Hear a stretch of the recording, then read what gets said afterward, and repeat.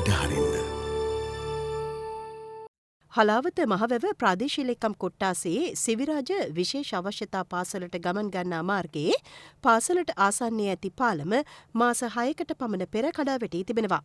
පාලම මතින් ඒ දණ්ඩක් යොදා තාවකාලික පිළියමක් යොදා තිබුණා. ඒ මතින් ගමන් කිරීම ඉතා අනතුරුදායක බවයි ප්‍රදේශවාසීන් පවසන්නේ. පාසලේ සිසු සිසුවියන්ගෙන් බහුතරය ශ්‍රවණ හා අක්ෂි ඌනතා අයයි. සිසු අයද උපතින්ම විවිධ ආබාධයන්ගෙන් පෙළෙන්නන්. මෙම දරුවන් පාසලට දෙමාපියන් සමග පැමිණීමත් මෙම තාවකාලික ඒ දණ්ඩ මතින් ගමන් කිරීම ඉතා අනතුරුදායක වී තිබෙනවා.